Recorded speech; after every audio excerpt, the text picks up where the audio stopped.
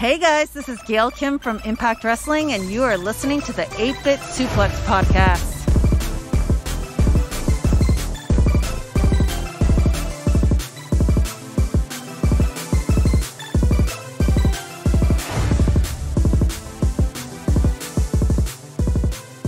Hey everybody, Happy New Year and welcome back to 8-Bit Suplex. We're back from a little brief 2-week hiatus.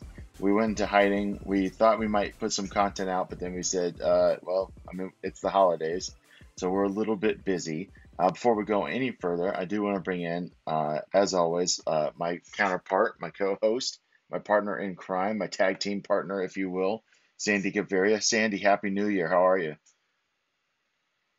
Happy New Year, Josh, and everybody listening. Thank you so much for tuning in. I've missed you. I've missed everything. I've missed doing this. My gosh, it feels like it's been forever. I know, because we missed it the last week before we went on break also.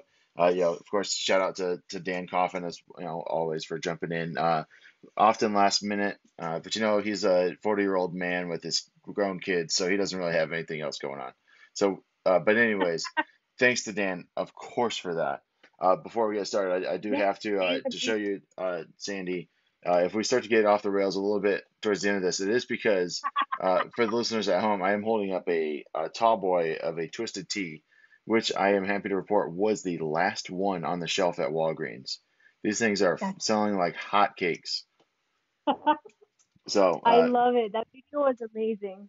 Before we get started, I guess you kind of crack that one open. And we'll get started. And before we get started, the holidays always a fun time, but it's a reminder too that there can be some sad times as well, especially when we learn of the passing of John Huber, known to, of course, AEW fans as Brodie Lee, Luke Harper if you're a WWE fan. Really devastating stuff, and I don't know about you, Sandy, but that this wrestler death affected me in a very different way. Being that he is a father and he's got his 2 young kids, and just the universal appeal of John Huber to everyone in every locker room. I don't think I've seen anything like it in the wrestling world. I don't think so either. It hit. It didn't matter what promotion you work with. It was just the loss of this pro wrestler, this pro wrestling community. It affected every single person. Anyone who's crossed paths with him, people who haven't crossed paths but have been impacted by his generosity and his kindness. It's really painful to see such a good person leave us at such a young age and with his family. I mean, it's a very, very sad time. And may he rest in peace. Absolutely. And I do want to, not often do we have really the ability to say, look at how great this promotion handled this, but absolutely bang up job by Tony Khan and AEW, truly honoring the life of John Huber, and then also just to take care of his family too. It's the little stuff like that brings humanity back into the pro wrestling world that, I'll be honest with you, it makes me feel better about spending my money there as a consumer. But more importantly, from a human element, definitely, props to them. And of course, our thoughts and prayers continue to be with the Huber family. The image of his son looking at his boots wrecks me every time I see it. Oh my God! And I've having cried like a baby. Yeah, I mean, having a young son, I can't imagine what my son in that situation would be feeling if it were me. And so I definitely, my heart breaks for the kids. My heart breaks for his wife, Amanda. But seriously, if you missed the Brodie Lee tribute show that AEW did, do yourself a favor, please go watch it. It's excellent. Everyone gave everything they had for his memory and his tribute. So really awesome stuff. And that's, I thought it was important to kind of make sure that we note that. Absolutely. I'm glad. Yeah. And, we're back from break, and so is Impact Wrestling. The last 2 weeks, they did have kind of their awards and for the end of the year stuff. and I've looked back through like all the top stuff. So last time that we recorded, Dan and I kind of did a quick, Impact Wrestler of the Year, Impact Tag Team of the Year, Impact Knockout of the Year, and of course the Comedy Act of the Year, which I think is very important. I think you'd agree, Sandy. Comedy is a huge part of this show, and so Absolutely. we thought it was worth giving out our awards. Of course, for me, the best comedy act, as always, is of course my friend Tommy Dreamer, who sent me a message once on Twitter. But I gotta ask you, Sandy, since you missed, and we were very sad of it, of course. Sandy, if we Oh, could, starting with best comedy act and working our way up towards Impact Wrestler of the Year.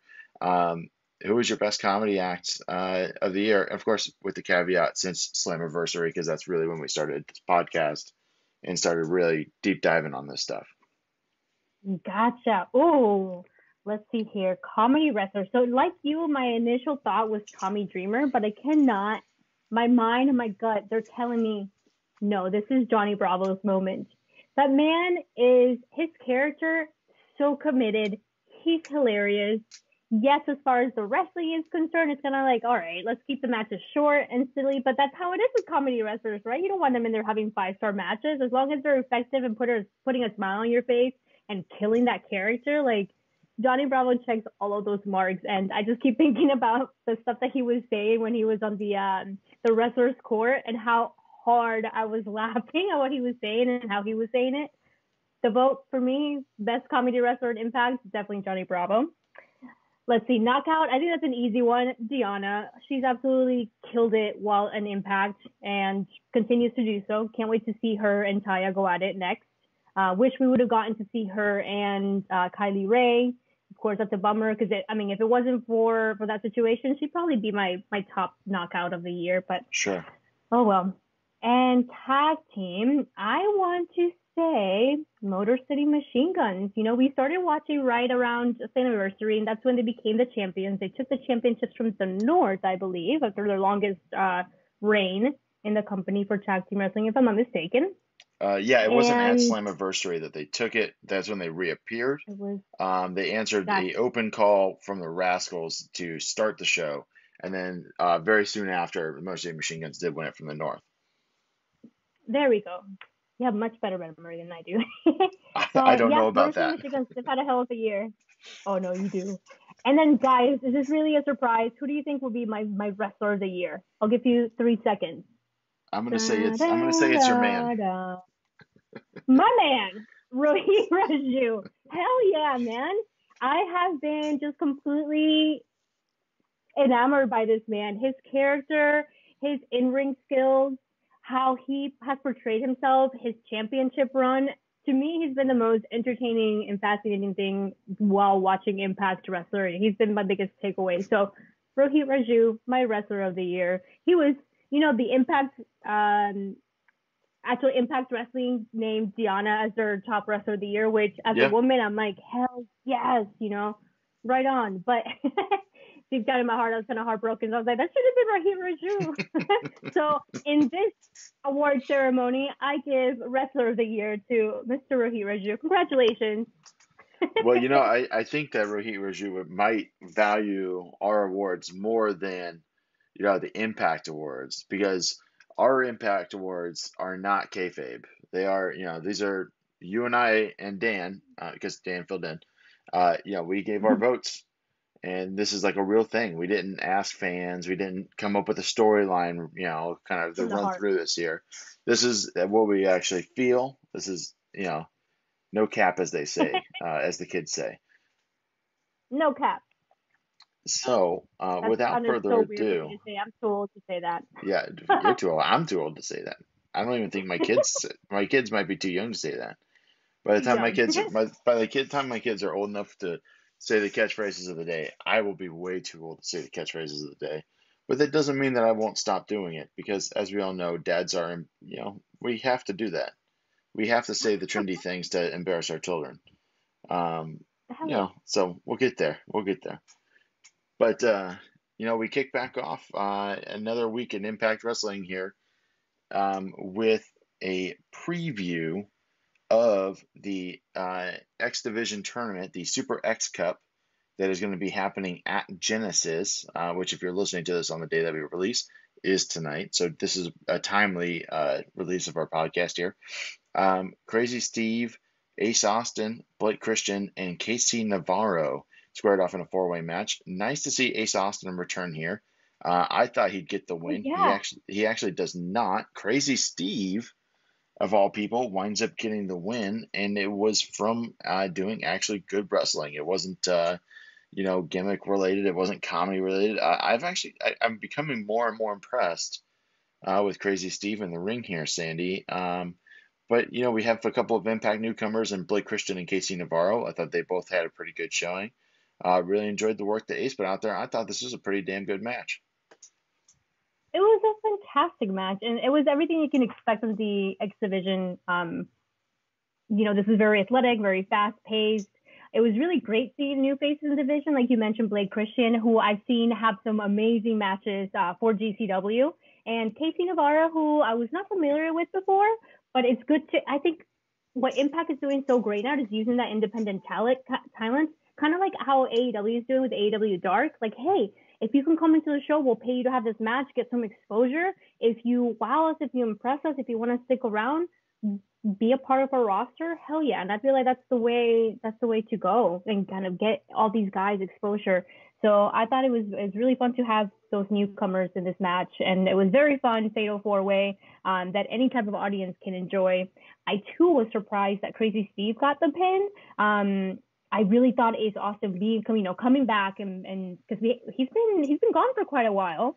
Yeah, really he's been haven't on seen him in the Explosion a tag couple team of division. times. Yeah, but since the tag team loss, he's pretty much been on Explosion. I think once or twice, but he's been off of TV for a while. Yeah, it's been a couple of months, I want to say. So it was really great to see him back. I really thought this was going to be his win too, but like we mentioned before, when we see Crazy Steve with who was it, Brian Myers, the dude can go. Ditch the goofy gimmick, or tone it down and be more serious rather than just goofy, blind, crazy monkey dude. He has too much going on. You can see that he can actually go. So we'll see what happens. But this was really fun. Yeah, absolutely. And you know what? I think this is actually a pretty good time here, Sandy, to talk about the Super X Cup that's happening at Genesis. Just to give a quick preview of what's going on. As mentioned, those four guys are all in it. We'll see in the first round, Ace Austin versus Suicide. No word on who will be in the Suicide mask for this. Daivari versus Cousin Jake. Casey Navarro versus Blake Christian. And then Crazy Steve versus Trey Lamar. I don't know where they're going to go with this. I had thought that they were going to go with, it seems Ace Austin was inevitable, and that's not to use his own tagline. But now that Crazy Steve is winning this four-way, I don't know. Could Crazy Steve win this, Sandy? Well, what are the implications here? Whoever wins the tournament will be the runner-up for whoever wins the championship at Hard to Kill, right? So they'll get a title shot. Yeah, I think they get a title shot because they win the X Cup. They actually win a trophy. Okay, gotcha. Yeah, I have no idea. So, but Ace Austin is still going to be on tonight's show, right? Today's show, or no? Did this qualify? Yeah. No, yeah. So the whole tournament is taking place during Genesis. So the first round is Ace Austin versus Suicide, and then Daivari versus Cousin Jake. That's on the one side of the bracket. The other side is Crazy Steve, Trey Lamar, and then Casey Navarro, Blake Christian. So potentially it could be Ace Austin, Crazy Steve in the finals, which feels like, because Crazy Steve has a bunch of guys that aren't signed on his side, it feels that would be the most likely case that Crazy Steve advances there. I'm going to say Ace Austin wins this thing. That's just my gut from the start. Was named the X Division Superstar of the Year by Impact. So I think he keeps the ball rolling and gets off to a hot start here at Genesis. I agree. I think having him win this match would have been a little too easy. So throwing in that, like, oh, what if Crazy Steve can take it, was kind of like the purpose. But yeah, Ace Austin too. That's who I got. He's also got his ace up his sleeve, and not just the card that I'm talking about that he pulls out of his sleeve, but he also has Madman Fulton, and we all know that Madman Right. Fulton can cause some havoc. So it will be interesting to see kind of where we go there.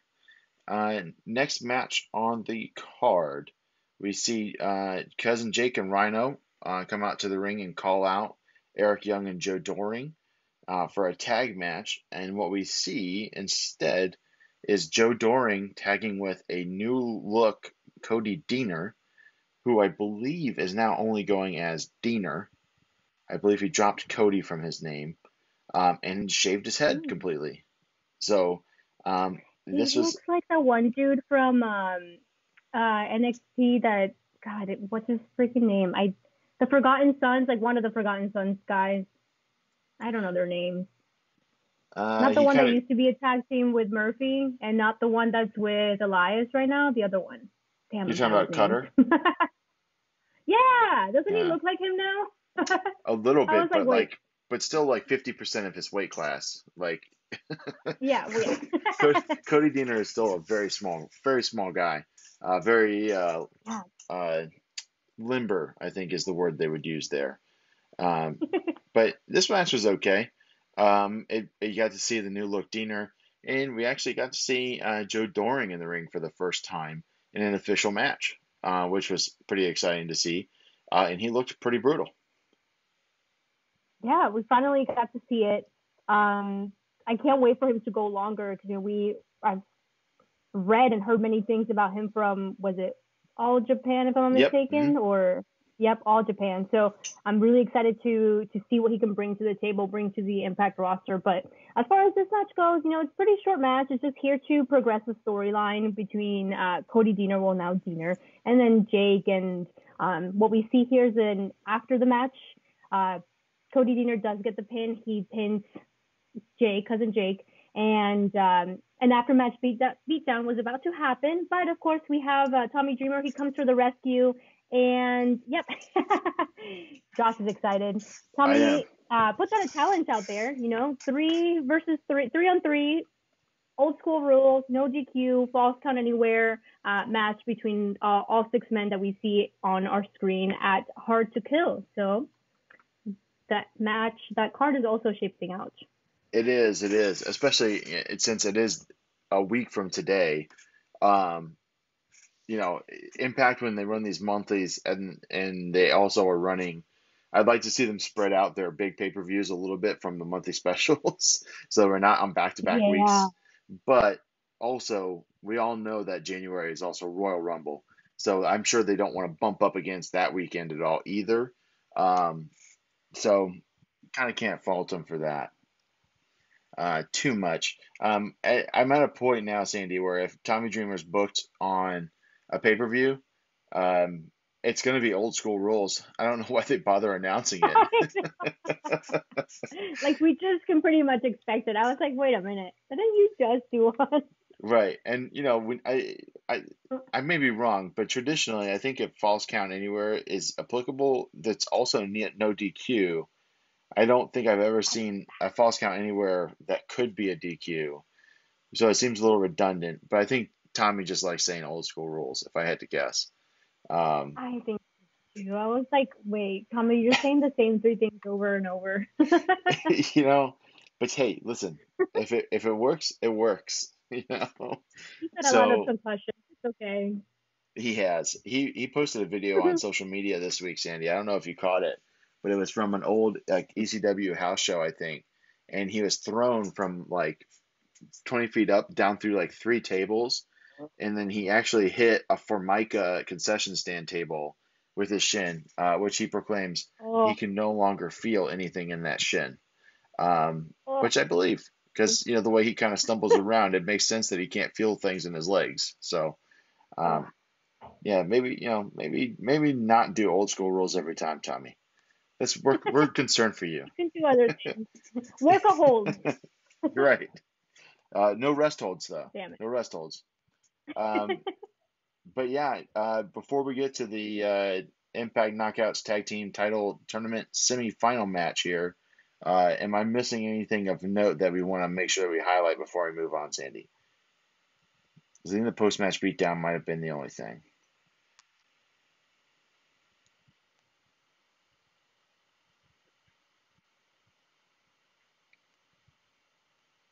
Yeah, I think that's I it. think I lost you there for a minute, Josh, but I think I can make out what you said by asking to see if there was anything before the match. Yep, that's it. Yep. All right, cool. I was trying to make it out. Internet's so weird sometimes. No, we just have a lot of little backstage segments that I'm going to briefly point out. Matthew Palmer interview. He's accepted a challenge from Moose. He has to last 3 minutes in the ring, which we will see later on. Mm-hmm. And Gianna Peraza with Kim, they come out to the ring. They cut a pretty good promo. Gianna's there to call out Taya's apparent downward spiral of delusion and denial. And Taya responds. She comes out with Rosemary. They kind of just do some smack talking back and forth. I thought it was great. It kind of very simple, straight to the point, you know, like, Sure. Screw you, no, screw you, and I'm going to beat you, no, I'm going to beat you. And then just kind of getting us ready for that that meeting at Hard to Kill between the two of them. And Rohit approaches Chris Bay backstage, saying he forgives him for weaseling his way into the X Division match, Hard to Kill. And he kind of talked his way into getting Chris Bay to join him on this plan that they come up with to prove that TJP is in fact manic and that he shouldn't be the champion. So they go to TJP and then just silliness from those guys, of course. And an interesting little backstage from Rosemary and Tennille Dashwood. Tennille Dashwood approaches Rosemary saying things like, oh, you know, when one door closes, another one opens. I think she was trying to get her to be her tag team partner. And Rosemary was just like, door closed, not interested, bye-bye. Yeah. And that was it. Yeah, it was an interesting string of things. And I do want to point out in the Taya Deanna stare down that at one point Kim tries to step up and Taya just dismisses her with the most like vicious one-handed shove I've ever seen. She just tossed her like she was day-old bread. Just like, get out of here. I don't know. Kim even try to get up from that. She just because they're all wearing heels, and then she just falls, and it's like, cannot get back up. It's that whole like heels and miniskirt thing. I don't know why Kim continues to do it because that's got to be when you know there's going to be physicality. I just, you know, I worry that she's going to try to stay modest while falling and wind up hurting because she's not falling correctly because she's trying to stay modest, if that makes sense. Oh, for sure. So, I don't know. I've personally never worn a miniskirt, so I can't speak to like how the machinations of that, but I don't know. I feel like you can fall better when you're wearing pants. My two cents. Yeah. My 2 cents. I just have a visual of you wearing a miniskirt now too, so thanks for that. Appreciate it. Well, that's what I'm here for in this audio medium is to provide lots of visuals, right? Yeah, we have to paint the picture with our words and with our voice and with our inflection, Sandy. I hate it. I do not want to see this. All right, in my brain. Well, let's move on then to the next match, and that's the Impact Knockouts Tag Team Title Tournament Semi-Final match, which is a big old mouthful of things to say. And it was Havoc and Nevaeh taking on the team of course, the legendary Jazz and Big Mama Pump herself, Jordynne Grace. This thing goes just under 10 minutes. I thought it was actually some pretty good work from Havoc and Nevaeh. I'm always a little bit nervous about what's going to happen there, but I thought they had a pretty good match. I got very nervous when Havoc hit Jazz with the pile driver. It did not look great. Jazz didn't look like she got her head tucked properly, but she didn't absorb any impact on her neck, it looked like, so I might have to go back and look at that again. But of course, Havoc and Nevaeh, because of the aforementioned pile driver, win the semifinal match and move on to the final round. I was a little shocked by this outcome. I didn't think they'd bring Jazz back just to have her lose in the semis. Really? You know what? I thought for the longest time, I still think Havoc and Nevaeh could possibly take it, go all the way with this. They've been, I think, the longest lasting knockout tag team. They're the ones that have been solidified as a tag team before any of the other ones in the tournament formed. Sure. which gives them, the advantage and that good contendership for the title. So I really thought, I still think that they're gonna get it. But what I was really surprised from this match is the heat was put on by Jordynne Grace and Jazz. Nevaeh and mostly Nevaeh took the heat. We see an eye rake from Jazz for the cutoff, and then they go into the heat. And I was like, wait a minute, wouldn't Havoc and Nevaeh technically be the heels at this point? So that to me was a little odd. We do see Jordynne Grace, and especially Jazz, as these baby faces. Like, oh my gosh, this powerhouse of a tag team, we love them. Why are they the ones in this position? I guess I don't know. I was very confused from that. I personally think that the pile driver was completely safe. Jazz's head is like a mile away from the mat from what I saw. Right. I think she was just a little hesitant to go up and get into position, and maybe Havoc was just going a little too fast. But no, she was a mile away from the apron. So I think she's good. No.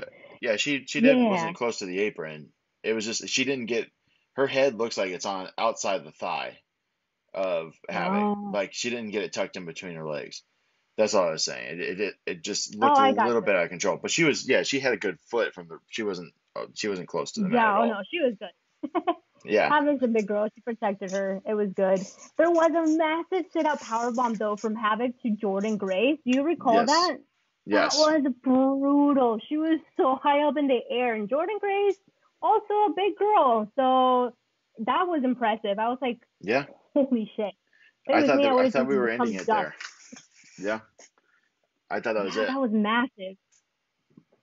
Yeah, so it was really good. And I gotta say, I absolutely love the strikes and the elbows from Jazz. Like when she throws those elbows, it's not just the forearms to the chest that you see a lot of women do in wrestling, which I don't really care for. It's the actual, hitting the elbow to the neck and making it look like you're actually like trying to hurt them and trying to like punch them and elbow them. So Jazz, man, those strikes, she's got to come over to the school and teach me how to better those, because those were awesome.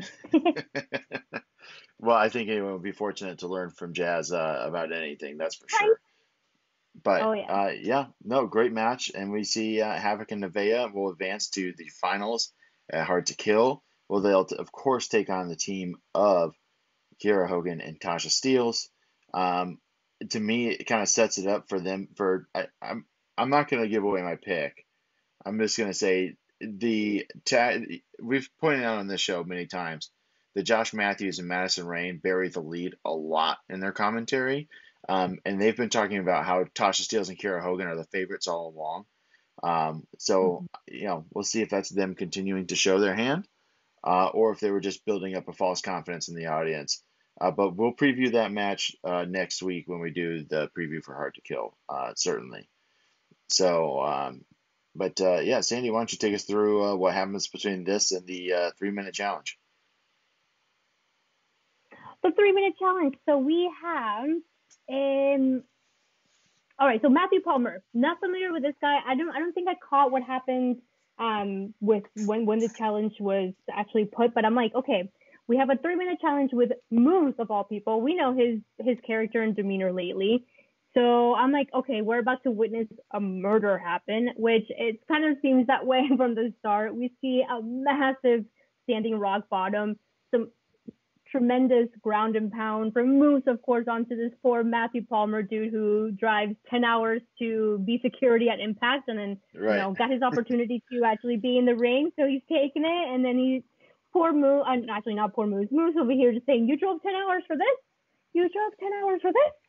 Exactly what I would have said. So we see a brutal power bomb. I mean, it's just annihilation. Matthew Palmer does get a pretty freaking sweet jumping knee when he's pretty much being taken down completely by Moose, and he just kind of like freaking out of nowhere just pops up and gets him in with the knee, which I thought was pretty cool. So he got a couple of strikes in, not much. But while the beatdown's going on, Willie Mack comes out, of course, and he doesn't interrupt, but he comes out to cheer on Matthew Palmer, saying, get up, you got it. And Moose got distracted, and the time runs out. So Matthew Palmer with the win. Who knows what this means for this Palmer character? Maybe a new introduction. Maybe it's just a one-time thing. Do you know anything about him, Yeah, so just Josh? a couple of programming notes about Matthew Palmer. He is an independent wrestler, of course. He is also the husband of WWE's Ember Moon, and he was also trained by Lance Archer. So, a couple of pretty cool little connections there. Oh, nice. Yeah, I didn't know that. That's pretty cool. So hopefully he can get more opportunities in Impact or elsewhere. That's a good little starting point for him. Yeah, Actually, I no, he mean, said he was doing this for 14 years. That's insane because he looks so young. yeah, I think so I'm looking, he's had a lot of independent wrestling championships. Mm-hmm. Um, and he also, at one point in 2015, was named number 490 on the PWI 500. So we're a few years removed from that. But hey, you make it on the PWI 500. That's pretty cool. Oh, hell yeah. So, but yeah, it was like you said, it was a beatdown. It was fun. It was, it served a purpose to get us to today's match at Genesis between Willie Mack and Moose in the I Quit match. Um, and I think this is probably a good time to talk about that match. So I don't know where this goes if Moose doesn't win, but I also know that Willie Mack has said over and over and over again that he'll never quit. So I don't know, Sandy, what are you thinking here? It's really tough because we do see Moose with this momentum and, after beatdown on Willie Mack, but it's happened so many times already. It's like, okay, when is this going to be over? When is Willie Mack going to get the upper hand? Like, where exactly is this going? We've seen this heated rivalry between the two, but I guess for me, there's not enough of a why. There's no end game here. Like, why is this happening? It's Right. cool. I love to see these guys go. They both can beat the hell out of each other, but what is the end game in this storyline? And I don't think that's been really clear. No, it really hasn't. And that's why I'm so hesitant to choose who's going to win this Mm-hmm. match because it could be a classic situation of does it matter? And obviously it matters because these guys are going to go out there and beat the ever loving crap out of each other. Um, but man, I don't know. I'm going to say Moose. Just because I don't. It has to end, so I'm going to say Moose. I'm leaning more towards Willie Mack only because, the past few times Moose has gotten the upper hand, and maybe this could be, Moose after the EC3 fiasco. He looks like he's gained a new purpose in his character and what he's headed towards, but it's still a little unclear. It's like kind of he became unhinged, but with a clear view, which is a little bit of a dangerous combination. So if Sure. he loses to Willie Mack, it can kind of put him into like a shock of like, oh shit, what am I doing?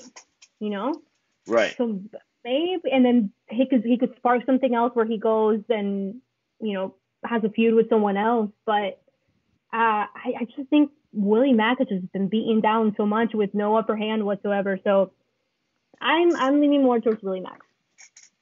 But we'll see. Oh yeah, we'll see. I mean, either way, I think we're in for a lot Could of go fun. either way. Yeah. Yeah. And you know what? While we're here, let's just go ahead and talk about the other Genesis match on the card. So you mentioned Jordan and Jazz were getting a lot of heat. I thought for a minute in that match that Jordan was turning heel on Jazz. But then backstage she apologized because she stormed off after the match. And then she requested from Jazz a dream match of hers, which would be Jordan Grace one-on-one with Jazz at Genesis. And it seems to be a friendly match. But man, I'm excited for this. I'm so excited. I'm very excited. I think Jordan Grace is going to win. Because as we all know, legends in wrestling, they go out on their backs. That's just, that's what you do. You got to put the next guy or gal over. But I think it's going to be a pretty good, I'm interested to see how long Jazz can go at this point in her career. I think it'll probably go about 9-10 minutes, and we'll see a pretty good showing. We'll see a real hoss fight, if you ask me. I'm really excited for it. I'm really excited too. So during this tournament, we didn't get to see Jazz take a lot of bumps. I think she was a little hesitant on taking bumps. So we'll see. And it's easy to steer away from those when you're in a tag Right. team. So being one-on-one is a little different. So we'll see how we'll do it. But I think it'll be great regardless. Jordynne Grace is a hell of a worker, and Jazz, I mean, freaking legend. Definitely see Jordynne Grace going over, of course, and then just a sign of respect, old generation and the new generation. I think it's great. We did see during this backstage segment that Jordynne asked Jazz, like, hey, I'm sorry that I called you out of your retirement for us to lose in this tournament, but I think you still got it. You can still go. How about, becoming a permanent member of the Knockouts division? Jazz seemed a little hesitant, and of course, before she was able to answer, she said, hey, how about just a match, me and you at Genesis? So that's what we'll be getting. So it'll be interesting. I don't think Jazz is going to stick around longer than that, but I think it was a nice little, tease. So I thought that was cute. It was a really good segment between the two. Yeah, I mean, let me rephrase that too. I don't think she's going to stick around, and I don't think it would necessarily be good if she did. Just because she seems like she's ready to retire. She's doing this nice little last run. And in my opinion, it seems to be to elevate Jordynne Grace is why she came back. Because I think Jordynne Grace is as bright a future of anyone in women's wrestling. And I think going over a legend definitely helps, right? We typically see that. Absolutely. It's not normally spammed like Randy Orton killing all the legends. But a quick sidebar because I thought it was kind of funny. Like they had Randy Orton beat Jeff Hardy on Monday Night Raw this week, and WWE social media is like, Randy Orton slays another legend on Monday Night Raw. I'm like, hold on a second here. Are we really going back to Randy Orton Legend Killer when he's wrestling a guy that he came in at the same time as? Like it's not like Jeff Hardy's like 10 years his senior. It's not like Randy Orton's beating this titan of the business that he grew up watching. Like they came in at the same time. Like I think Randy Orton is maybe a little younger, but like I don't know. I thought that was kind of like we get it. That's that's one of his monikers, the Legend Killer. But this is he's beaten Jeff Hardy like 7 times in the last 2 years. It's not a big deal. So. It's really not. And Jeff Hardy actually gets beat by like most people nowadays, so that poor man needs to retire too. and I'll say one thing before we move on. From Hardy talk. Please, for the love of God, quit using his gauge holes for spots in matches. Oh God! Just stop. Just stop. It's not cool. It's not funny. It's just, ugh. Hey, the first time it happened, I kind of popped. I was like, "Oh, that's genius! Why has no one done this before?" Well, when he wrenched the screwdriver through his ear, that was a little much. And then Sammy handcuffed his ear to the ladder. This year, was it this year or last year? Yeah, I think it was this year. Well, not this 2020, not 2021, obviously. I keep forgetting that it's 2021 because time is a flat circle right now. But yeah, I don't know. But that's enough Hardy talk, I think, for now. At some point in the show, we did see AC Romero is trying to figure out who set up Larry D to get Larry D out of prison. And now AC Romero is wearing the same Sherlock hat that Tommy Dreamer previously wore. And I popped for that. I thought that was pretty funny. She looked so ridiculous in that little fit. I honestly at first I didn't recognize him. I was like, who the hell? Like for a second I thought it was Falaba, right? Falaba. And I'm like, wait a minute. Yeah. Like for a second I thought it was him. I was like, I was so confused for like 5 seconds, Josh. I'm not even exaggerating. I was literally like staring at him like, who the hell is that? And then I figured it out, but it was ridiculous.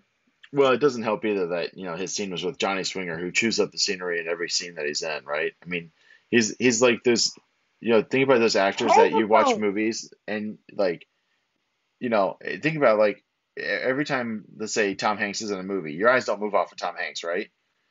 I feel the same way about Johnny Swinger. Like he's just, it's so vibrant and loud, and there's no one more into his character, I think, than Johnny Swinger. Okay, pause a moment. We need to rewind all the way to the beginning of the show where you asked me who my favorite comedy wrestler was, and I said Johnny Bravo. I meant Johnny Swinger. Yeah. No, it's okay. It's all right. We'll leave it in. I It's can't believe okay. I made that mistake. It's okay. It's all right. You know what? This lets the listeners know that we're human, Sandy, and that we're not infallible. You know, we make mistakes. We've all called people wrong things. I'm so upset. Get out of here. Humans make mistakes. Whatever. They shouldn't be named Johnny and then Johnny. Get out of here. And also, hold on. Johnny Bravo, I immediately think of the cartoon, which is Right. more like Johnny Swinger. I don't know who the hell Johnny Bravo thinks he is, being able to call himself Johnny Bravo. Well, now Anyways. remember, Sandy. Remember, Sandy. And we are still recording. John E. Bravo, right? That's a middle Yeah. initial. And then Yeah. Johnny Swinger, it's Goh and YY I and NY. know. So I don't know. So I you don't can't go spell. John E. Bravo. You say Johnny Bravo. I always pronounce the middle initial, but that's maybe just me. But Well, you I'm know, foreign. English is my second language, and I have bad memory. That's my excuse. But yeah, man, comedy wrestler Johnny Swinger, Johnny Bravo, get out of here! I can't believe you let me say that it was Johnny Bravo. I feel like you knew deep down I meant Johnny Swinger. I didn't know. I didn't think about it. I thought, oh yeah, Johnny Bravo's done some funny stuff. He got shot, so you know. That's not funny. Josh, we are fighting right now. I'm upset. Well, that's all right. Fighting, fighting with the women in my life is kind of a commonplace thing. But Oh no. Oh my but gosh. I feel like anyways, I let's need to get this. apologize to Johnny Swinger. Yeah, apologies to Johnny Swinger, Daddy. Moving on, getting this train back on the tracks. We have a singles match between Eddie Edwards and Sami Callihan. Now, this is a funny situation here, Sandy. What do you think the actual bell-to-bell time is on this match? Oh my god. Oh, bell to bell, it was like a minute. Minute 13 seconds. And it was about Yeah. 11 minutes of actual TV time. Because as the entrances are happening, of course, these two guys aren't going to wait for the bell. They're not going to wait for the entrances to finish. They just have to beat the piss out of each other. And Sami Callihan and Eddie Edwards, they beat the piss out of each other, Sandy. They sure did. I mean, so I walked out of the room for like a second during their entrances. So I thought while they were beating the hell out of each other, when I came back, that I'm like, oh, it's a no DQ match. It's a grudge match in the making. Like, duh. They've been at it for years. Right. Or whenever that initial bad incident happened. And then they get back in the ring and then they ring the bell. And I'm like, wait a minute. Hold the phone. And then they keep tossing the poor ref around. So then, of course, after the second or third time he got pushed around, he said, enough, like, no contest. You guys have to respect the refs. But the ref leaves and they continue to fight. And they just continue to beat the hell out of each other. Eddie Edwards, I don't know if you've noticed, he has had a little bit of a different intensity completely pouring out of him, which I'm actually totally digging, because before it's like, yeah, the man can go, he can wrestle, but like character-wise, it's like whatever. But ever since, God, what was it? When he came back and I think he attacked Samuel, I don't know what the hell happened. He had a backstage promo and he was like, I have all this adrenaline, let's go. Now whenever he gets outside and he goes in the ring and he goes after Sami, like, at one point during this beatdown in the very beginning, Sami is just throwing these nasty kicks right at his face while he's on the ground, and he's laughing. He's laughing about it. So he's like trapped under the maniacal, barricade. just like crazy.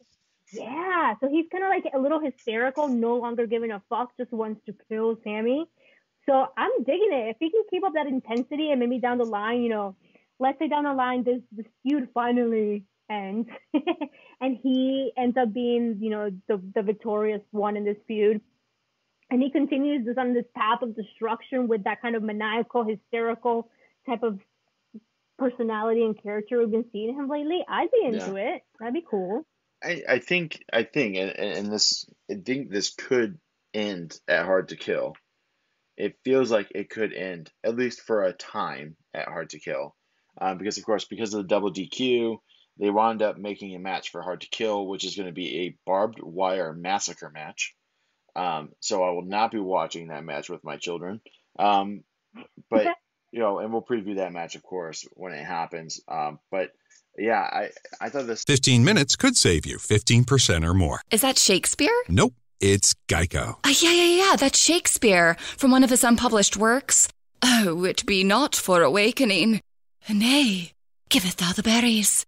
For 15 minutes could save you 15% or more.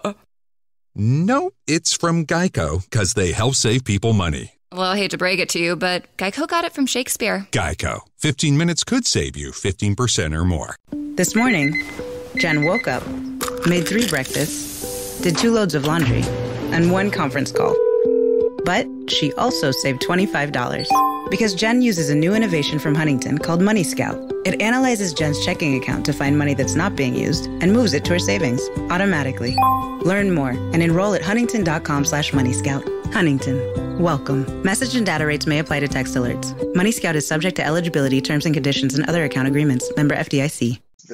It's hard to call it a wrestling match and talk about it as a wrestling match because it really wasn't. But I thought it was a really good segment. Brought the intensity up. Got you. We got one more impact before we get to Hard to Kill. Obviously, neither of these guys are on the Genesis card, so nothing there. We see the reemergence of Ken Shamrock, and I don't know about you, Sandy, but having Alicia locked up and Eddie running through the warehouse trying to find her, I was like, in my mind, because I'm so conditioned by other promotions, in my mind, I'm like, there's gonna be like some bomb go off, and he's gonna think she's dead. And it's gonna send him like I'm like, oh my god, they're gonna kill Alicia Edwards, or make it look like it, right? The whole time, because guess what, WWE would definitely run that angle, right? Like how many exploding vehicles and bombs and shit have they set off over the years? I mean, they threw Rey Mysterio and Aleister Black off of the roof of the Titan building at Money in the Bank last year, so who knows, right?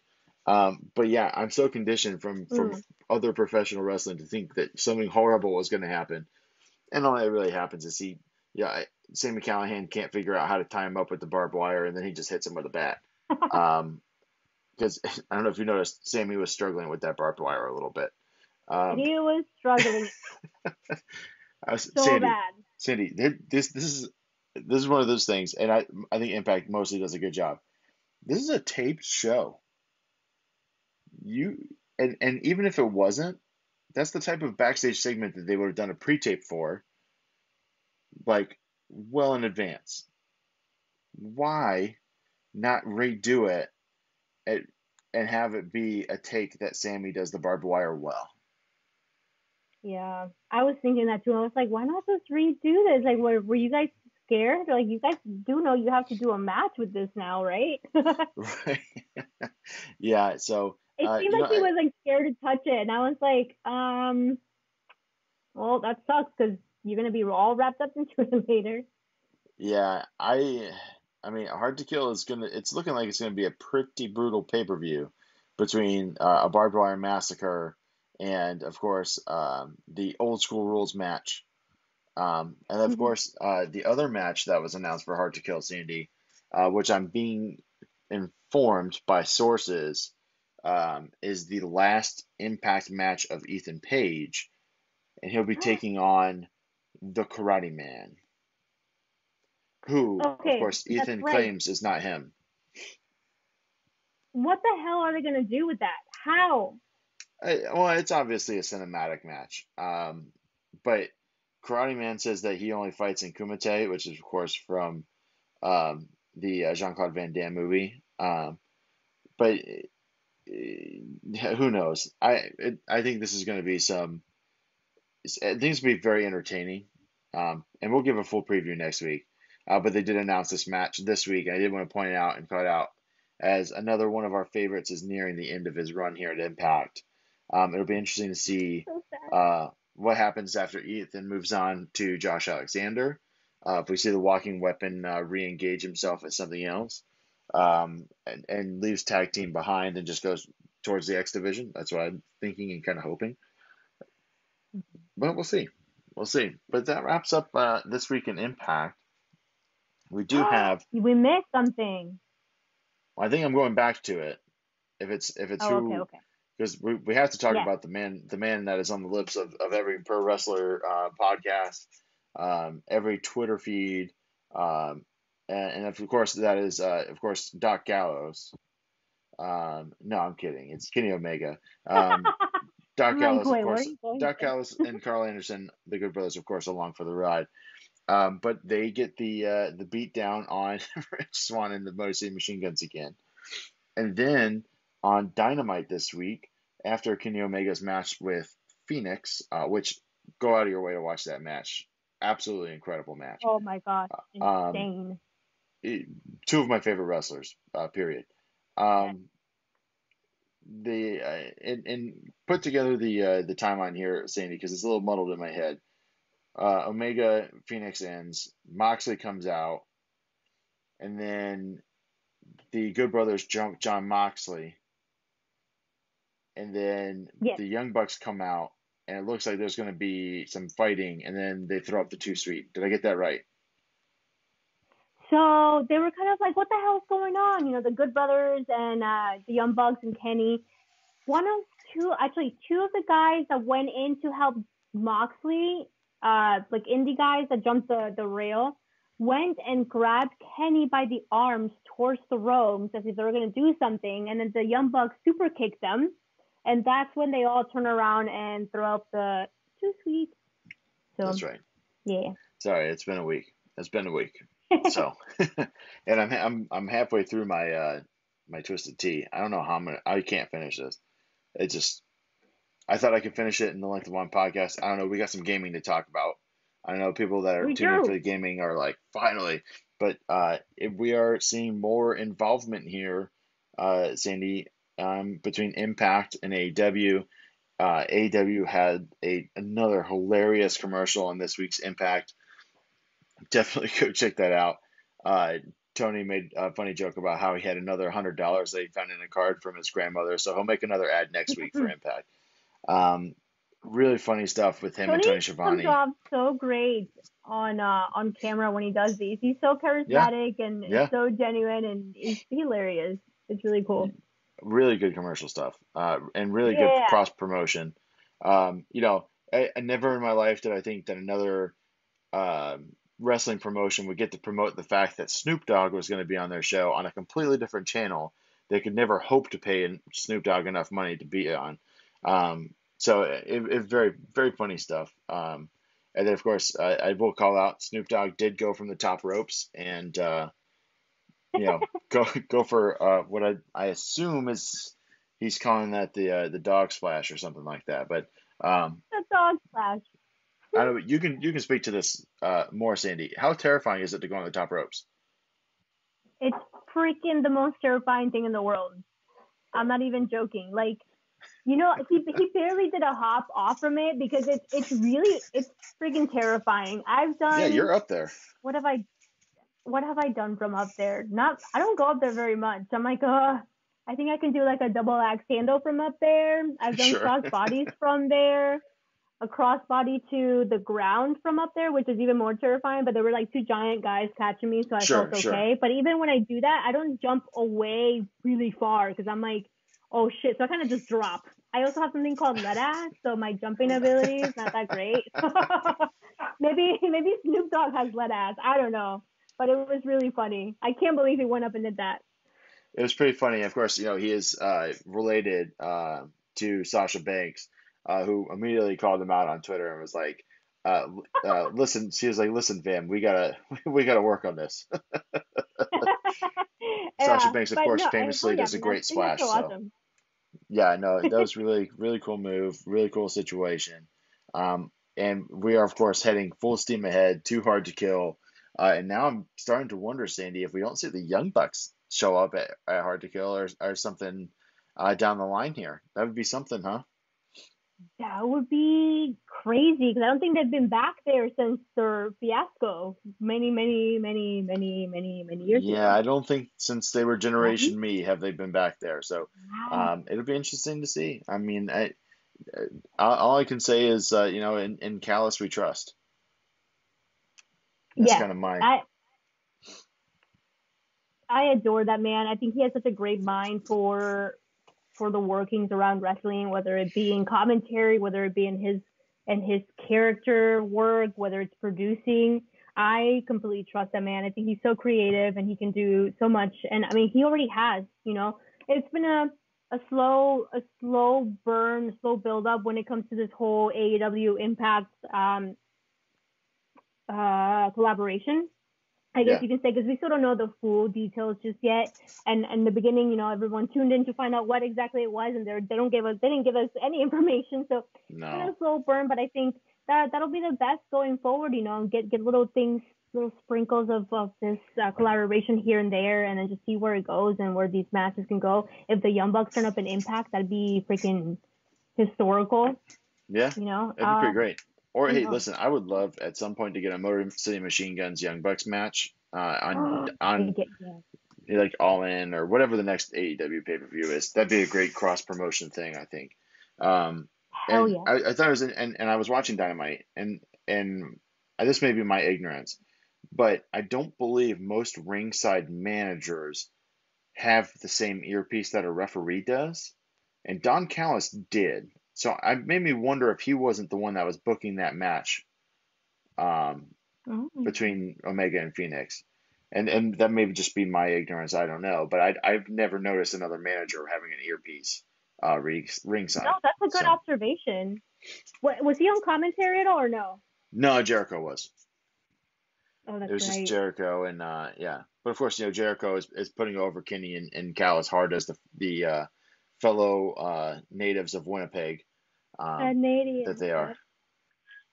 So, but anyways, I think I need Lance Storm to work with these companies again. He was furloughed by WWE. I don't think they brought him back. Lance, where are you? He needs to go back in there. He's got to be close by, I think. Or did he? I don't think he went back to Canada unless he had to. But I think he's still here. I think he's still pretty close to where we are, Sandy. I don't know. So, but I think that pretty much wraps us up on the Wrestle Talk aspect of what we do here. And for the first time in a long time, Sandy, we're going to talk a little bit about video games. Oh my God, it's been such a long time. I'm so sorry. We'll be better at this. We are working on putting together a list of topics.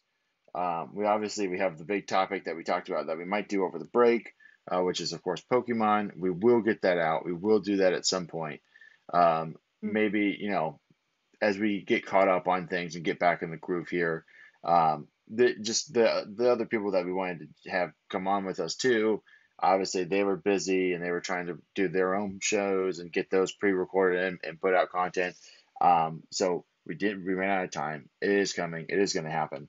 But for today, I think it's apt as we talk about the new year, Sandy, to kind of take a look back and remember some of the fun we had playing video games this year. So maybe we'll just go back and forth here a little bit and talk about some of the best experiences we had with video games this year. Hell yeah, Josh. So this year, of course, we were all under lockdown, under quarantine, once, maybe a couple of times, depending on where you're listening from. So video games, if you weren't working, if you didn't have the opportunity to work from home, if you were just furloughed, if maybe you just had to take the break, or maybe you come in contact with somebody and you needed to stay home for 2 weeks, what do? I have a huge collection of books that I love to read, but hey, video games, that's where I go. So this year, we had lots of time to do so. Of course, when we think about the games of 2020, and same with any other gaming magazine or website, what is one of the ones that has been talked about the most, that kind of saved us through this quarantine? Maybe not even people that play video games on the regular. It's Animal Crossing. Animal Crossing literally came out right as we were all going into freaking quarantine the first time, back in March, if I'm not mistaken. My God, that seems like it's forever ago. Yeah. So this created a drought of Nintendo Switches. Thankfully, you and I, we already had our Switch. We're already gamers. We love Nintendo. I already had that thing going. I my boyfriend gifted me Animal Crossing, and I'm so thankful for that. And it was just such a nice, relaxing way to get out. You know, we couldn't leave our house, so what do? We play Animal Crossing. We go and plant our trees. We go take care of our town, of our islands. And man, it was more than just a video game. It was kind of like therapeutic, almost, in a way, where, you know, we have all this chaos going on around us, but then we have something stable with routine that's normal, that's peaceful, that's friendly, that's good to your soul in Animal Crossing. Right. So if there's any more memorable game out there, I don't know. For me, it's just Animal Crossing. And if I had to vote for Game of the Year, in my personal opinion, number one would be Animal Crossing New Horizons. What about you, Josh? Yeah, no, I think that's a really good call. It's hard like you said, it's hard to put into kind of words what video games were this year, right? The video game industry as a whole grew 12% year over year, which is insane for the amount of size that the video game market is. So there was $139.9 billion in revenue for video games this year, which is astronomical. Absolutely. And actually some numbers say 179.7 billion. So you're talking almost $180 billion was spent on gaming in 2020. So that is, it speaks to what was going on, right? There were 14 games that grossed over $1 billion in 2020, which is right. Exactly. You look at it and you go, My God. what in the world? And what's interesting to note is that 9 of those games really, are free to play games that people would just spend money on. So it's crazy that Candy Crush Saga is still in the top 10 highest grossing games. Shut up. It made $1.6 billion. Oh my God. That's insane. Yeah, it is. It is. Pokemon Go finished in the top 5, making $1.9 billion. The highest grossing game of 2020 was PUBG, which grossed $2.6 billion. Holy shit. Which, hey, listen, if you come up with a good game and you make it free to play with a lot of pay to win options, people are going to pay. And that's proof there. But no, my game of the year stuff is not related to pay to win games at all. But for me, it was something Animal Crossing is a good call. For me, like, I kind of ran out of what I was experiencing there, and so I kind of put it down. Love the fact that it brought basically this podcast together. So big shout out to that. But the game of the year for me is the one that took me back to my childhood most, and also put a new spin on it, and that's Final Fantasy VII Remake. So for me, Final Fantasy VII, I think I've mentioned it on this podcast before, but Final Fantasy VII is, like, if I think of a game that I played in my childhood, it's Final Fantasy VII. The battle music, it rings true to me every time. The menu music, I can hear it and be transported back to being, 8, 9 years old playing that on the PlayStation. So for me to play an enhanced version of it, right, and to play with new controls and experience a new thing, and then to hit all the plot twists that really showed that it was a true remake and not just an HD reskin, which we've seen those time and time again. And I think at the end of the day, if it had been just an HD reskin, that would have been upsetting.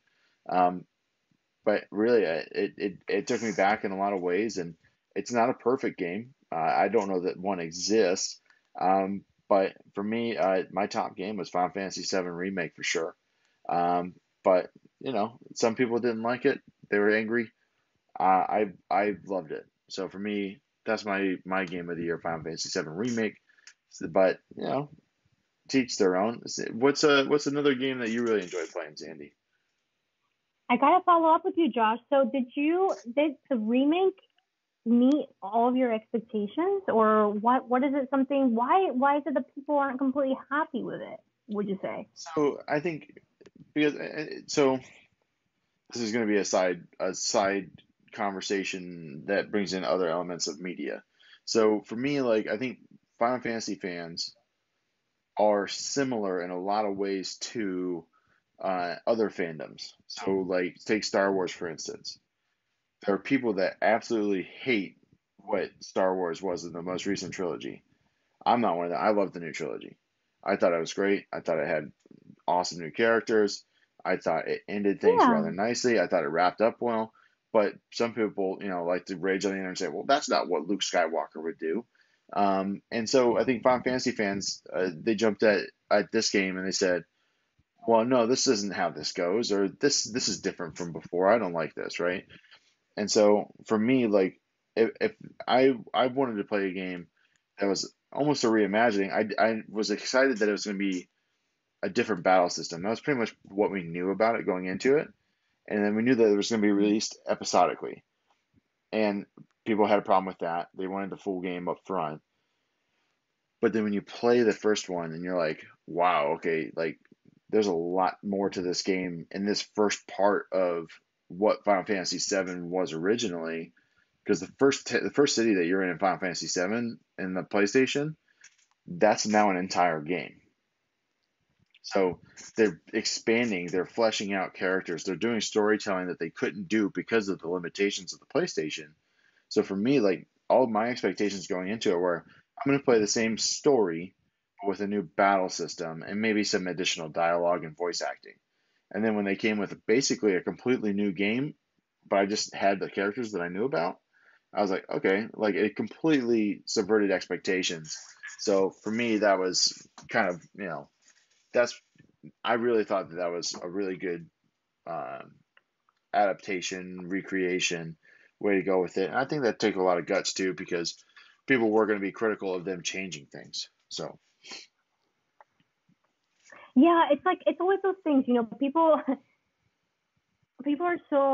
they're very hard to please. When somebody does a remake of something, they want to, most of the times they just say, hey, leave it exactly as it was. It was perfect. That's what we want, the remake. But then at the same time, they're like, when you do a remake that's literally just a remake of a beloved video game from the past, right. So like, oh, well, there's nothing new going on here. Why am I spending all this money again? They're not even trying to be creative. And it's like, okay, which one do you want? Like, you can't do one or the other without people being upset. So I think you have to be willing and open to accept and welcome new ideas, new things, Mm-hmm. even if those things are within your favorite video game and your favorite, this goes to anything, your favorite band. If you're listening to a band and 10, 15 years down the road, you're like, oh, they changed, they don't sound the same anymore. Do you expect people 15 years later to sound exactly the way they did back then? No, it's unrealistic. You have to evolve, you have to change, you have to progress. And it's the same thing with video right. games, books, bands, movies, you name it. So it's just very hard to please. So I'm very glad that you liked it, though. Yeah, absolutely. I was never a Final Fantasy person, so I think I read, maybe like when I had, God, what was that renting video game subscription? Gamefly, when I was like younger. I think I Sure. rented one. I was just like, what the hell is this? I just don't get it. If you didn't play a bunch of them, I think the series at this point is harder to get into, just because it's so confusing. It's like, what is happening? Right. and that's not because that like they're not continuing stories for the most part, right? Each entry is its own thing, and if you kind of understand, there's a kind of a set common lore that's shared, similar creatures, similar magic, similar summons. Those are kind of shared between the games. Chocobos are obviously in every game, but once you kind of figure like the core of what the Final Fantasy lore is, then you can kind of build off of each game has a different take on that core set of rules, and then there's different every Final Fantasy game on the PlayStation had a different battle system. Every Final Fantasy game on PS2 had a different battle system. So they're constantly changing the battle systems to make it, okay, try it this way so it doesn't grow stale. And then there's some people like, Mhm. well, bring back this one or bring back that one. But yeah, it's definitely a series that if you're not like, if you don't dive right in, it's not gonna stick. Well, that makes sense, because that's definitely what happened to me. I was kind of just like casually playing it, and I was like, what the, I honestly, like, I was playing, like, I couldn't get into it. I was just so confused. Nothing made sense to me. I was like, what are all these characters doing? Like, excuse me, sir, how did you get here? Like, I was Right. so lost. It was so silly. So let me see here. I'm thinking too, so though we've talked about this, but we actually haven't played it yet, because we're slacking, Josh. I know. I think 2020 was a big year of indie gaming, and Yeah. in the sense of the popularity of Twitch and Twitch streaming. Of course, we're all freaking locked down. Everyone was like, I want to freaking play some video games and put it on Twitch. And a lot of people have been very successful in getting a huge following from it and making some money from it. So hell yeah. We've seen a lot of this happening with games such as Among Us and Fall Guys, which I haven't played either of them, but they've had huge years. And like we discussed this before, Among Us was actually released, I believe, 2018, but it was because of this quarantine and Twitch that they gained such an incredible amount of popularity that everyone knows what Among Us is. And you don't have to be a gamer. You don't have to have played it already. You'll know what Among Us is. You'll know what those little characters are. Same with Fall Guys, Little kids are absolutely obsessed with them too. There's merchandise for them. The parents will go to the stores like, I need a little stuffed animal for Among Us, a little dude. Right. And they're being made and displayed everywhere. So it's been a huge year for not just mainstream gaming, but independent gaming as well. And that's a huge and part of Twitch. Huge part thanks to Twitch. Wait, the sentence is weird. I think we're hitting that hour of the night, Sandy, that things are making less sense for us, but I think the listeners will be okay. Okay, good. Twisted You Tea guys know what I update. meant. Twisted Tea update. I got about a quarter of this thing left, so we're working on it. I'll probably When we finish it. we gotta go. I'll finish it probably while editing. But I'll say, it definitely felt like a year for every big game to be kind of met with controversy too, right? Like, so Final Fantasy VII, obviously we already talked about kind of what people were talking about there. But a lot of people, this is like the ultimate love it or hate it game, and that's The Last of Us Part 2, where people were just absolutely losing their minds over the fact that, your character's a lesbian, and this or that, this doesn't make sense, or this character is this, and this person dies, that's ridiculous, I don't want to play this game. And like, they fell victim, Naughty Dog did, to like people leaking what happened in the game before it was released, which is really unfortunate. And so people were choosing plot points to single out without playing the game in full context, and they got completely destroyed on Metacritic in their user score, because people would pick plot points that they didn't like and just say, "Oh, I'm gonna go spam this as a 1." So it changed a lot of rules for how Metacritic works, how Rotten Tomatoes got changed to how they work, their system.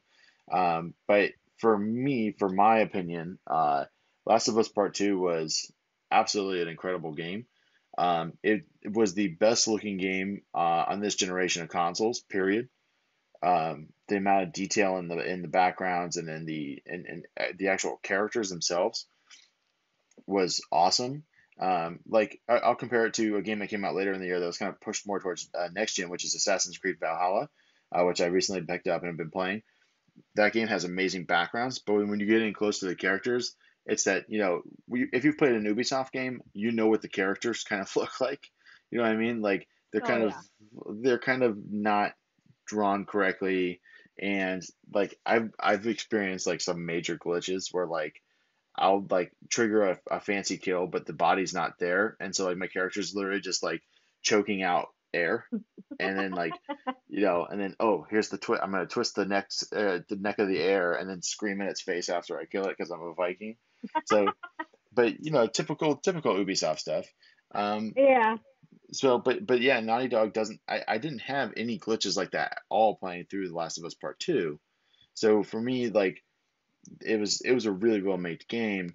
And then we also had, of course, the controversy of Cyberpunk to deal with also, and how Oh, bad that's launched and how long it got pushed back. And I mean, believe it or not, I think originally Cyberpunk was slated for a 2019 release. And thank God it didn't, but it also isn't a done game.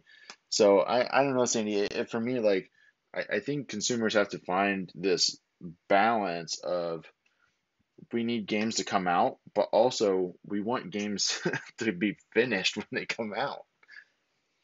yeah. And there's lots of different parts at play when it comes to this.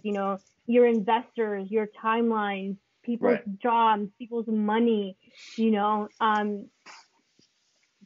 prolonging the release of these games affects people's money.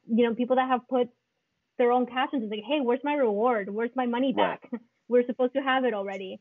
And that's one thing that I can say, which is another of the plethora of reasons why I love Nintendo, is because when they feel that a game is not completed yet, they will not release it. And they'll right. prolong it for as long as they need to. And they're very apologetic. They'll do Nintendo Directs to keep us updated on other things. But they're Absolutely. straight up and they're honest with you, and they say, hey, we are not completely satisfied with what we have for this game that we promised you, and it's going to be delayed because we want to give you a product that we're proud of, that you're going to love. And that's what happens. That was the whole issue that they had with, and I feel every generation of consoles goes through this. Whenever they're switching from current gen to next gen, there's always those games that were supposed to be released at the current gen, and it's like, oh shit, now we have to worry about next gen. That Right. always happens.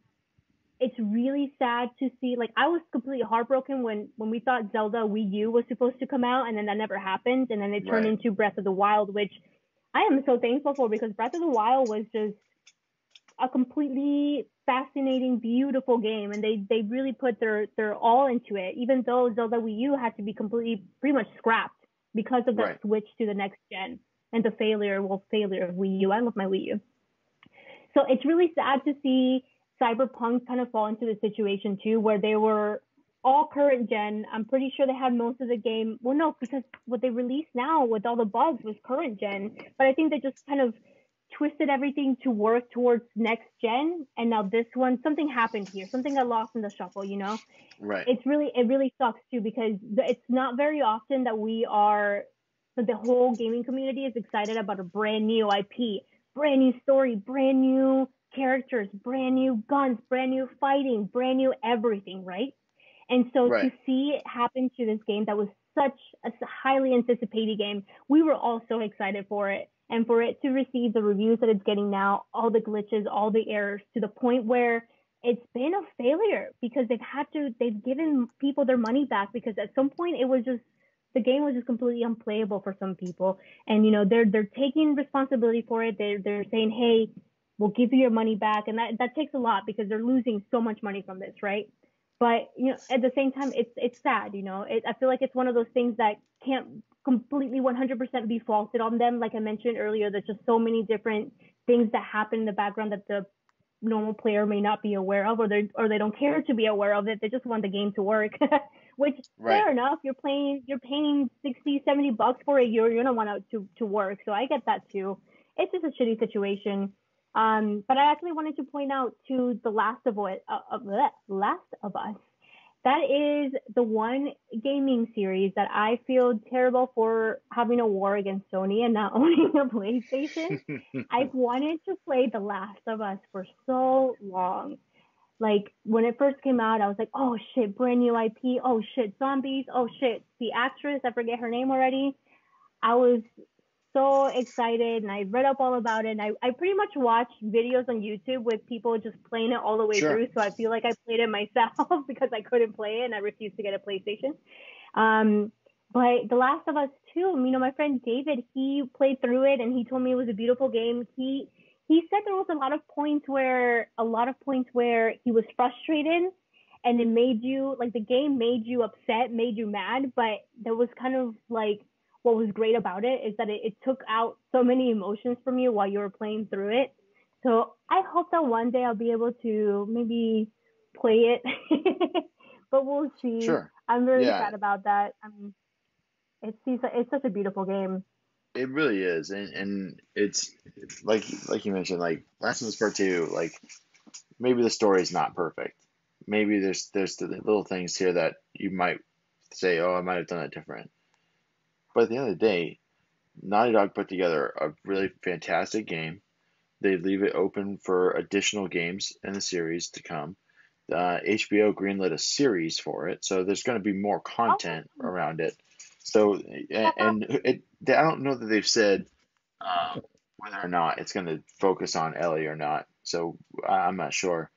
But it's a successful IP. One of Naughty Dog's biggest. Of course, that's hard to say with Naughty Dog, who did Uncharted and countless other great games. And I did just want to point out too that Cyberpunk did, despite all the problems, there's still at 13 million copies shipped or downloaded. Oh, nice. So they still sold a lot of games, and I'm hoping that some of that money will go back towards patches and different things like that. And CD Projekt Red is typically pretty good about fixing things and giving free updates and not charging for things.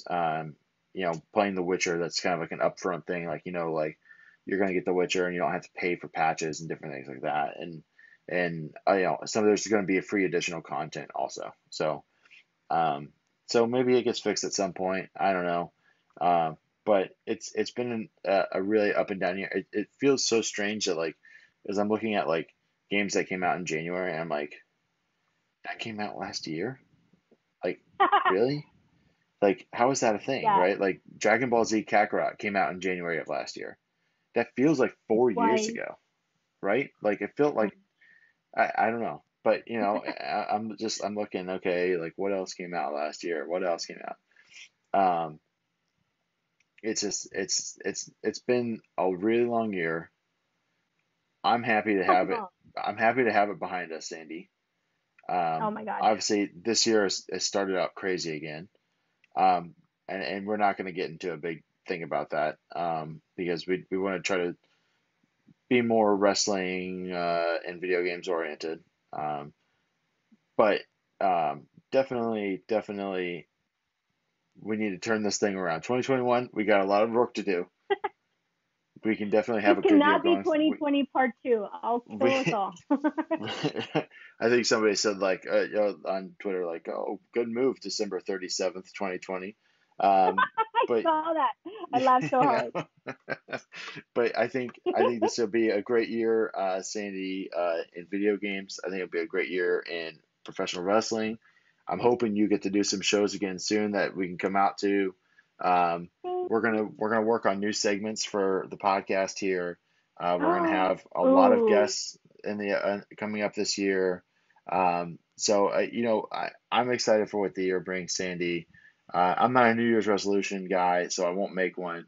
But I'll just say this year we're gonna have a lot of fun, and I think it's gonna be much better than last year.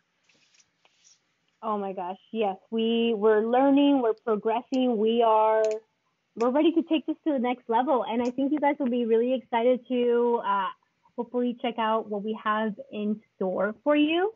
We're thinking I'm not gonna say anything just yet because it's still a work in progress, but we want to get some new exciting voices for you here in the show, and hopefully you guys will enjoy it. But Josh, before we head out, any other honorable mentions when it comes to video games? Anything else that you played? I feel like we haven't talked enough about video games, so I'm ready to still go. Right, yeah, I hear you. We got cranked up on it. Let me see, what else am I playing? I picked up some stuff, and I'm backlogging really bad again. I did pick up. Dude, I've been backlogged since the Xbox 360. I still have games from my Xbox 360 that I didn't even open. I'm sure I have NES cartridges that I haven't played, Sandy. Oh my But god. that's just What what about we Ghost of do. Tsushima? Oh, sure. Yeah, I played through that. I finished that one. That was really good. Um, Star Wars Jedi. That was Jedi. Whatever that game was. Did that come out this year? Here's what I'm talking about. Uh, Fallen Order. I think Fallen Order came out this year. I played through that one. I played most of the big AAA games. And I really enjoyed most of them. Um, let's see. I wanted to do an honorable mention of Hyrule Warriors: Age of Calamity, which came Oh, out this okay. year. Yeah. So I bought the original Hyrule Warriors on my Wii U, and it's exactly what we thought it was going to be. It was just a hack and Yeah.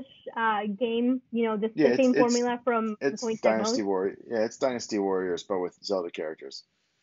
Exactly, or Monster Hunter too. I think that's another one that it was compared to, right? I can't really recall, but so when they announced Hyrule Warriors: Age of Calamity, I was like, oh, here we go, another one of those that have really no purpose in the storyline. They're just kind of like a simple spin-off when it comes to the Zelda franchise. But I did play this game, and I was pleasantly surprised, and actually, I would say this is one of my biggest surprises on 2020 when it came to video games. They actually had a storyline that goes along with Breath of the Wild. So it came as a huge surprise, and they did say that in the Nintendo Direct that I remember seeing, and then in the commercial for it. But I was like, okay, they're just gonna throw a couple of things in there. Like, no, the storyline for Hyrule Warriors is actually pretty in depth, and it comes into connecting the dots with Breath of the Wild and the rest of the franchise while having your hack and slash fun, which I found I was really Sure. pleasantly surprised. And another one of mine, which is the one I keep playing, which Logan is probably so sick of me playing already, is Call of Duty Black Ops Cold War. God damn, there's so many of them. I'm like, which one is it? Da, da, da, da. Right. You gotta So figure out which the shooters to subtitle me, goes where. Yeah. right? Oh my gosh, I haven't played a Call of Duty game in so freaking long, because after a while it's just like the same thing over and over, right? And shooters, whatever. There's a dime a hmm dozen, And I think the last one I picked up was Black Ops 3, which for some reason the Black Ops games to me are my favorite. But this one, holy shit, he's been playing the storyline. I haven't really got into it, but I've only been playing like multiplayer online and stuff. Beautiful game. We haven't been able to play co-op in the same screen because it literally looks like we're playing on a PC from 1992 when we do that. Like, it is terrible. So still lots of glitches, lots of things to work around, but it's so much fun. I love the maps, weapons. I mean, everything. He loves the storyline. It's a beautiful game. So I've been having a freaking blast lately just playing that online. So if anyone is on Xbox Live, my gamer tag is Sailor Zelda with 2 R's. Same with what's the freaking Activision account thing so you can play online? Also Sailor Oh Zelda. yeah. I don't know. I don't think I have an Activision account. For some reason I have a Ubisoft account. And I don't know why. And it's very strange because when I first started playing Valhalla, I got an email saying, "Oh, you're playing Assassin's Creed Valhalla." I'm like, "What the fuck are you doing? Like, get out of here!" Right, hey. It's like, like I didn't realize that you were paying that much attention, Ubisoft. Okay, maybe you should pay more attention to the allegations of sexual assault inside the company. But that's perhaps a Yeah, topic for another time. Um, but yeah, I mean, it's been a really awesome year for gaming, and it's going to get better as we move towards the next gen. Hopefully, there's more availability for consoles, and there's some cool special editions that come out, and we'll talk about those as they do. But I mean, I think unless you got anything else, Sandy, I think we're all set here. I think we are all set. Happy New Year. So excited to be back. Cannot wait for you guys to hear what we have in store. Keep an eye out for Impact Wrestling and AEW now that we can see those two mashing up. Absolutely. Genesis later on today. So that'd be really cool. We'll talk about the results from that on next week's show. We'll talk about the next Impact show leading up to Hard to Kill, January 14th. 19th. Did I get that date right, Joshua? 16. Yeah. 16. Damn it. So close. But yep, all of that coming up, lots of exciting stuff. And thank you guys so much for your support. Yay. Absolutely. And I'll say, like we always do, definitely make sure that you're subscribed. Make sure that you're rating the podcast. Leave us a nice review if you don't mind. We really appreciate that. Make sure you follow the Social Suplex Podcast Network feed as well. You can get all of our shows in one handy feed. Otherwise, you can go out and check out shows like Keeping It Strong Style, One Nation Radio, All Things Elite, Ricky and Clive Wrestling Show, Grave Consequences, Great Match Generator. I don't think I'm missing any. Maybe Grown Men Watch This Shit. Definitely go out of your way. I love the name of that one. I know that is pretty. I mean, it's a great name for a podcast and a pretty good podcast as well. And then definitely check out our t-shirts on prowrestlingtees.com/socialsuplex. They, I believe, are still running the New Year sale, so definitely check that out. Tonight, which is today. So today's the last day. Yep. So if you're listening today Year, on January 9th, off. Yep, definitely make sure you go get your 8-Bit Suplex t-shirt. But yeah, other than that, thanks for tuning in again and jumping on with us with the new year. We're looking forward to spending all of 2021 in your ear holes. So with that, I'll say thank you and Josh. Good night. Good night, guys. I love you.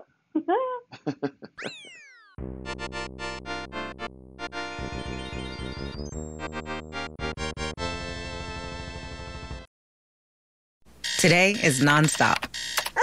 And suddenly, your checking account is overdrawn. But what if we gave you more time on that one? At Huntington, if you accidentally overdraw your account by $50 or less, we've put a $50 safety zone in place, so you won't be charged an overdraft fee. It's one more way we're looking out for you, so you can have time for what matters most. Huntington, welcome. $50 safety zone does not apply to returned items. Your account will be automatically closed if it remains negative for 60 days. Learn more at huntington.com/safety zone. We're always driving to dance lessons. So we signed up for Know Your Drive. We save money and get closer to her dancing dreams. The daring young man on the flying trapeze. Or maybe her singing dreams. Sign up for Know Your Drive and save up to 20%. American Family Insurance. Insure carefully, dream fearlessly. Products not available in every state. Discount terms apply. Visit amfam.com/knowyourdrive for details. American Family Mutual Insurance Company, SI, and its operating company, 6000 American Parkway, Madison, Wisconsin.